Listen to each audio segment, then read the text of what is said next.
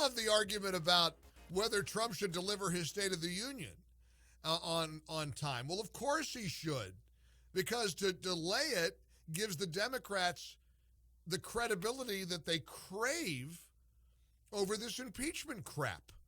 There's nothing legitimate about this impeachment, and Americans know it, and it's backfiring spectacularly. It already backfired with Nancy Pelosi getting bested by McConnell in terms of the timing of this and trying to dictate to the Senate what the arena is going to be and how it's going to be conducted in the Senate. Hey, Madam Speaker, you don't get to dictate to the Senate Majority Leader how the impeachment trial looks in the Senate. Good try. So why did she do it? Why did she delay? Why is she prolonging this? They told us before Christmas the end was near. It was all imminent.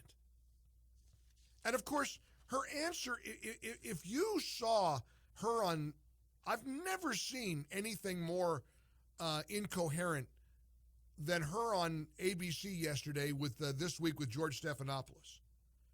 He sits there and says, well, when are you going to send the articles? What are you doing?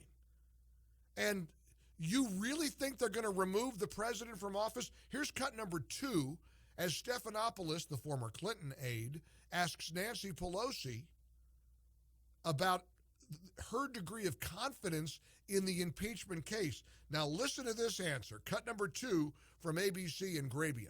We have confidence in our case that it is impeachable, and this president is impeached for life, regardless of any gamesmanship on the part of Mitch McConnell. However, that could still come to bear. But we're confident in the impeachment, and we think that it is enough testimony to remove him from office. However, we want the American people to see the truth. And why are they afraid of the truth? She's lost it, and she's annoyed, and she's aggravated. Stephanopoulos read part of a tweet to her from the president where he calls her Crazy Nancy, and you could just see the steam coming out of her ears, and she keeps using this phrase, impeached forever. Cut 3 from ABC and Grabian. And I don't like to spend too much time on his crazy tweets because everything he says is a projection. When he calls somebody crazy, he knows that he is.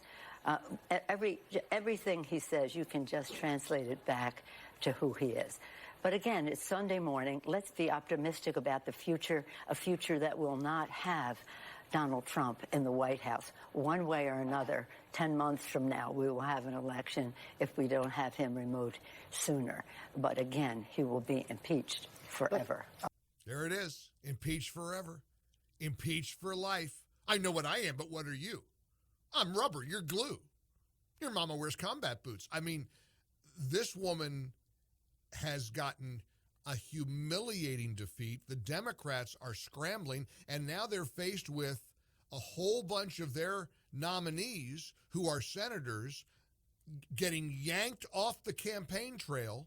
The only one who benefits from this is, Joe Biden, Pete Buttigieg. That's it. The rest of them, Cory Booker, Klobuchar, Elizabeth Warren, Bernie Sanders, all have to come off the campaign trail.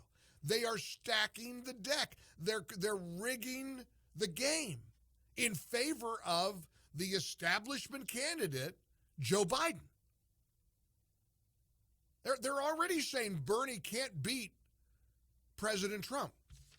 There was a big interview in Politico with a former Obama campaign official, Jim Messina, who predicted that Trump would love to run against Bernie.